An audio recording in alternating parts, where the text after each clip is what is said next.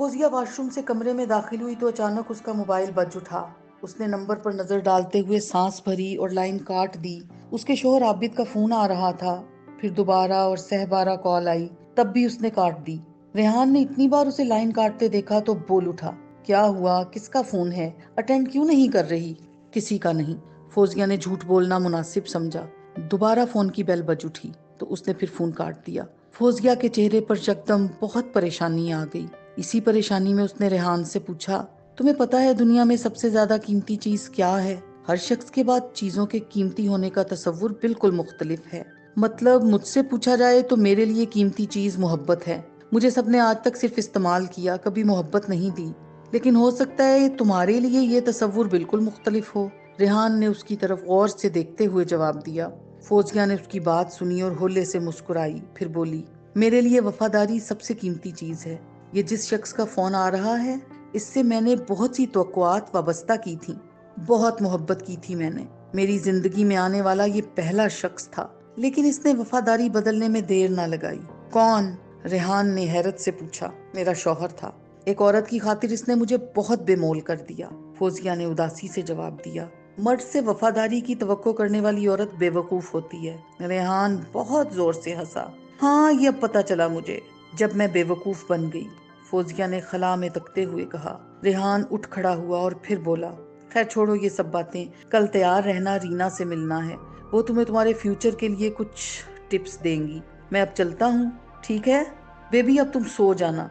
बेवफाओं के बारे में मत सोचती रहना। बेवफाओं को बेवफा बनकर दिखाओ। कल जब तुम मशहूर हो जाओगी तो यही लोग याद करेंगे। हाँ, वही सोच रही हूँ, फौजिया ने कुछ सोचते हुए जवाब दिया। ओके, मैं चलता हूँ, बाय, रेहान ने कहा। बाय, फौजिया ने भी उसी अंदाज में जवाब दिया। फौजिया हैरत से अपने आप को आईने में देख रही थी कि रेहान भी पास आकर खड़ा हो गया। उसने उसी हैरत भरे अंदाज में रेहान की तरफ देखते हुए सवालिया अंदाज में पूछा, ये मैं हूँ? हाँ, ये तुम हो। क्या यकीन नहीं आ रहा? रेहान ने जवाब दिया। मैं तो बिल्कुल किसी मॉडल की तरह लग रही हूँ, फौजिया खुशी और हैरानी से बोली। रेहान उसके चेहरे पर आई खूबसूरत लट को छेड़ते हुए बोला, हाँ, इसमें हैरानी कैसी, अभी तो ये इब्तदा है। आगे आगे देखो बेबी, धूम मचा दोगी। एक इश्तिहार में आ जाओ, पूरी दुनिया तुम्हें जानने लगेगी। मेरे सारे ख्वाब पूरे हो जाएंगे? फौजिया ने बड़े इश्तियाक से पूछा। बिल्कुल। जो लोग आज तुम्हें बुरा भला कह रहे हैं, कल तुमसे अपना रिश्ता बताते हुए फख्र महसूस करेंगे, रेहान ने मुस्कुराते हुए कहा। एक बार, सिर्फ एक बार मैं आबिद को जरूर बताऊंगी कि किसी औरत को धोखा देने का मतलब क्या होता है। थोड़े पैसे आ जाएं, मैं अपना बेटा उससे छीन कर ले आऊंगी। फौजिया ने शीशे में खुद को देखते हुए सोचा। क्या सोच रही हो बेबी? रेहान ने उसे किसी सोच में डूबा देखकर पूछा। अब सोचने का नहीं, कर गुजरने का टाइम है बीबी। भूल जाओ पिछली जिंदगी, जिसमें सिवाय दुखों के कुछ नहीं रखा। आगे देखो, जिंदगी कितनी खूबसूरत है, लोग कितने खूबसूरत हैं, जो तुम्हारे लिए अपनी तमाम तर बाहें खोले मुंतजिर हैं। बस अब तुम गौहर से कहो कि कोई ऐड वगैरह दे। मेरी तरफ से तो तुम स्क्रीन पर आने के लिए बिल्कुल तैयार हो। हाँ, मैंने आज बात करनी है, लेकिन मुझे अब तक यकीन नहीं आ रहा कि ये मैं हूँ। फौजिया अभी भी शीशे में अपने सरापे का जायजा ले रही थी। खुद पर यकीन रखो। जब हमें खुद पे यकीन आ जाता है तो दुनिया को भी हम पर यकीन करना पड़ता है, रेहान ने उसे समझाते हुए कहा।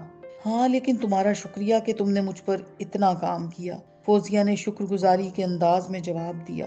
अरे नहीं, इस काम के मुझे पैसे मिले हैं, ये तो मेरा काम था बस। ऊपर पहुंचकर भूल मत जाना, रेहान फौरन बोला।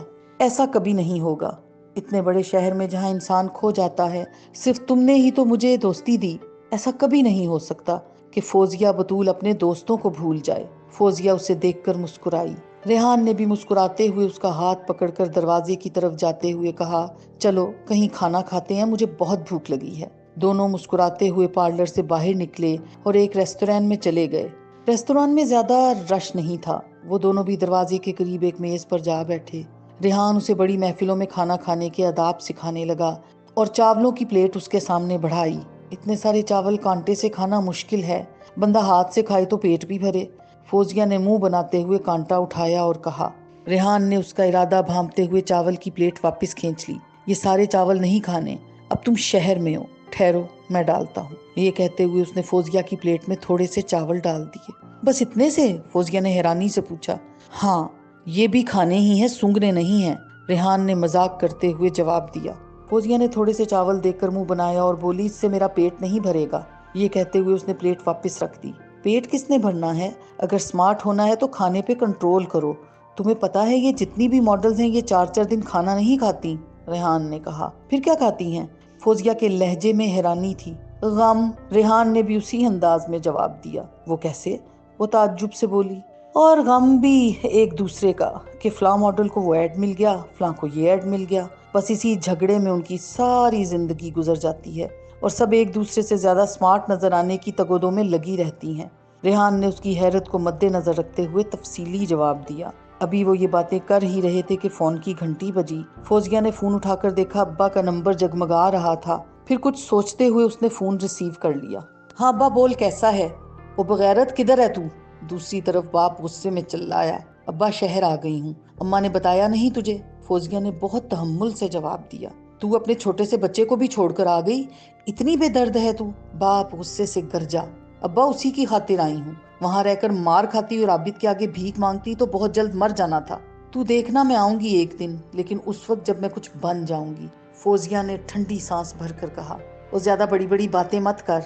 शहर अकेली औरत को अजदहे की तरह खा जाता है, बाप ने समझाते हुए कहा। अकेली औरत को खाता होगा अब्बा, पैसे वाली औरत को कौन खाता है? फौजिया ने तंजिया अंदाज में जवाब दिया। तो चल ज्यादा बकवास मत कर, फौरन लौटकर अपने शौहर के पास जा। बाप का गुस्सा किसी तौर कम नहीं हो रहा था। कौन सा शौहर जो बात बात पर तलाक देता है? जा अब्बा, तू भी बहुत मासूम है। फौजिया के लहजे में अब भी तंज था। देख फौजिया, मैं कह रहा हूँ, तू अगर अब ना आई तो सुन ले, आज से मर गई हमारे लिए, बाप ने कतियत से कहा और फोन बंद कर दिया। फौजिया फोन की तरफ देखती रह गई और उसकी आंखों में आंसू उमड़ आए। अब्बा को हालात ने कितना तल्ख बना दिया है। मत रो उन लोगों के लिए जो सिर्फ अपने लिए सोचते हैं। देखना, जब तुम कामयाब हो जाओ फिर यही तुम्हारे गीत गाएंगे, रेहान ने उसे तसल्ली दी। फौजिया ने आंसू साफ करते हुए सर हिलाया। फौजिया की माँ घर में दाखिल हुई तो फौजिया का बाप बहुत गुस्से में चारपाई पर बैठा हुआ था। वो फौजिया की माँ को देखते ही खड़ा हो गया। वो बेगैरत वापस आने को तैयार नहीं, तेरे कहने पर मैंने फोन किया था, तुझे ही लाड चढ़ रहे थे, उसने साफ इनकार कर दिया मुझे, वो मुंह बिगाड़ कर चिल्लाया। क्या कहती है वो? माँ ने गड़बड़ा कर पूछा। कहती है अब्बा मैं कुछ बन जाऊं फिर आऊंगी। बेगैरत, वहां रहकर क्या बनेगी? ठोकरें खाएगी। गिद्ध बैठे हैं वहां उसे नोचने के लिए। खाक डाली है उसने हमारे सर पर।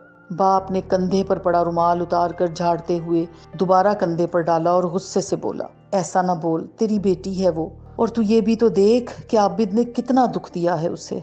माँ ने तड़प कर उसे समझाया। और मर्द ऐसी बातें करते ही रहते हैं, लेकिन औरतें ऐसा करती हैं तो आवारा कहलाती हैं। तू बड़ी तारीफ करती थी ना अपनी बेटी की, नाक कटवा दी तेरी बेटी ने, बाप बेपरवाही और गुस्से से बोला। हाय नी फौजिया, तेरी वजह से तेरी माँ को क्या क्या सुनना पड़ रहा है। शोहर की बातें सुनते, जब्त करते हुए फौजिया की माँ ने सर झुकाकर सोचा, वो बेटी की भी सुनती थी और शोहर की भी, मजबूर थी, कुछ कह ना पाई।